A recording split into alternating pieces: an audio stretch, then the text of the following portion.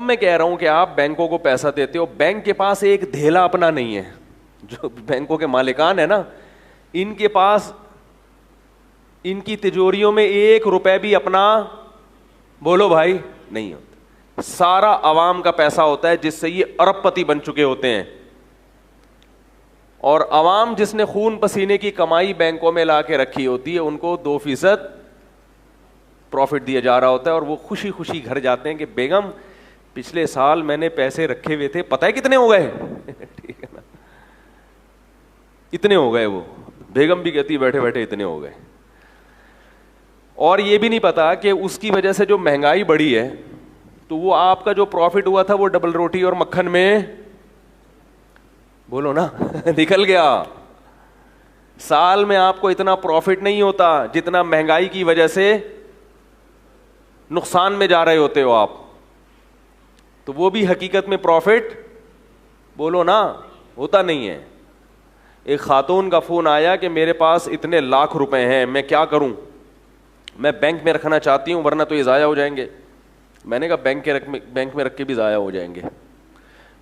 کہہ رہی ہے نہیں, بینک مجھے اتنا پروفٹ دے رہا ہے سال کے بعد. میں نے کہا جتنا دے رہا ہے مہنگائی بھی تقریباً اتنی سال کے بعد بڑھ چکی ہوگی, تو کچھ بھی نہیں دے رہا آپ کو. کہہ رہی ہے پھر میں کیا کروں.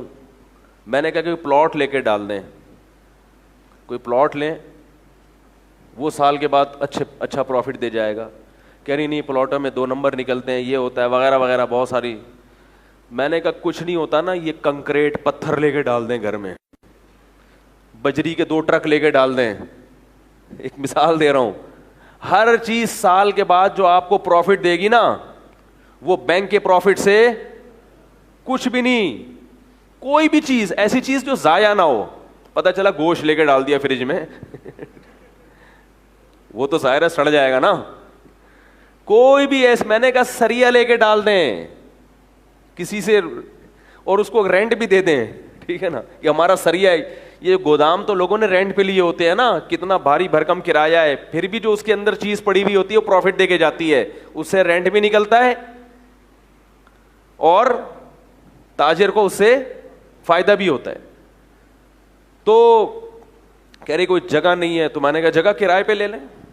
دماغ استعمال کرو گے تو ہوگا نا, لیکن بینکوں نے آپ کے دماغوں پہ جادو کیا ہوا ہے, انشورنس کمپنیوں نے. آپ اس خول سے نکلنے والے نہیں ہو, کیونکہ ایڈورٹائز میں صبح و شام یہی دکھایا جا رہا ہے, پیسہ بچائیے کل کام آئے گا.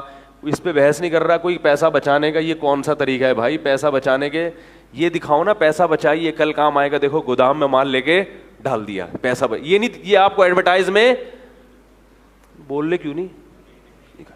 جیسے ایڈورٹائز میں آپ کو یہ نہیں دکھائیں گے بھینس کا خالص دودھ پیجیے گوالے سے لے کے طاقت آئے گی, ڈبے کا دکھائیں گے آپ کو. ٹھیک ہے, جس میں طاقت کے علاوہ دنیا کی ہر چیز ہے, دنیا کی ہر چیز ہے. تو میں نے ایک بیان میں کہہ دیا یہ دودھ نہیں ہے. کسی نے کہا پھر کیا ہے, تو بھائی دودھ ہے, مگر اتنا بھی بیوقوف نہ بنا کرو اللہ کے بندو, کسی کی بات کا مطلب سمجھا کرو. ہم مانتے ہیں یہ بھینسوں کے دودھ سے ہی بناتے ہیں, لیکن اس کو اتنے پروسیس سے گزارا جاتا ہے کہ یہ وہ دودھ نہیں رہتا جو اللہ نے پیدا کیا ہے. اس میں کوئی فائدہ نہیں بلکہ نقصانات ہیں. کھانے پینے کی چیزیں جب اسٹور ہو جاتی ہیں تو ان کو, کیونکہ قدرت کھانے پینے کی چیزوں کو سڑا دیتی ہے تاکہ لوگ بچائیں نہیں بلکہ کھائیں جلدی جلدی. لیکن انسان پھر اس میں کیا کرتا ہے, اس قدرت سے لڑتا ہے, یا تو اس میں کیمیکل ڈالے گا یا اس کو اتنا بوائل کرے گا کہ اس میں جو آپ کی صحت کے لیے جتنی چیزیں تھیں ان کی ایسی کی تیسی ہو جائے گی, تو پھر جا کے ڈبوں میں پیک کرے گا. یہ تو ان دودھوں کی بات کر رہا ہوں جو بالکل اچھی کمپنیوں کے ہوتے ہیں, جس میں نقصان دہ چیزیں کم سے کم ہوتی ہیں. ورنہ جو آج کل رپورٹیں آ رہی ہیں, ان رپورٹوں کے حساب سے تو وہ تو پتہ نہیں کیا پی رہے ہو آپ. اس سے بہتر ہے پانی میں چونا ڈال کے پی لیا کرو, وہ اتنا نقصان نہیں دے گا. اس کو پتہ تو ہے نا کیا جا رہا ہے. تو ایڈورٹائز کو دیکھتے ہیں لوگ. ٹوتھ پیسٹ آج کل جو آ رہے ہیں جھاگ بنانے والے, دانتوں کی واٹ لگا رہے ہیں, سمجھ رہے ہو نا. لوگ دیکھ رہے ہیں کہ یہ اتنا جھاگ, میں نے کہا صرف سے کلیاں کیا کرو, اس سے بہت جھاگ بنتا ہے. ایک صاحب کو میں نے ایک اچھا ٹوتھ پیسٹ بتایا, میں نے کہا یہ کیا کرو. وہ کہہ رہے ہیں میں جھاگ ہی نہیں بن رہا, کیا پکڑا دیا مولوی صاحب نے. تو میں نے کہا ٹھیک ہے پھر صرف سے کیا کرو.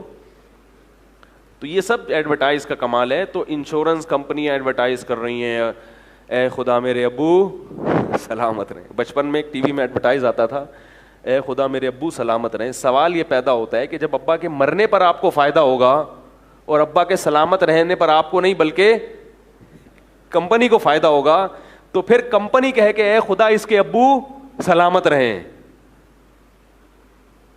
بھائی کمپنی کے مالکان کو ناچنا چاہیے تھا, اے خدا ان سب لوگوں کے ابو سلامت رہیں ورنہ ہماری کمپنیاں ٹھپ ہو جائیں گی.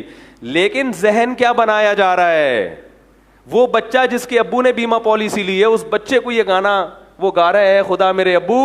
ارے بھائی تمہارے ابو کے سلامت رہنے سے تمہارے ابو کی رقم ڈوب جائے گی. رقم جب ہی ملے گی جب تمہارے ابو سلامت نہیں رہیں گے. سمجھ رہے ہو؟ اس جرم پہ پردہ ڈالنے کے لیے انشورنس کمپنی نے کیا کیا, بچوں کو کہلوا دیا میرے ابو, یعنی تمہارا گویا فائدہ ہو رہا ہے اس میں.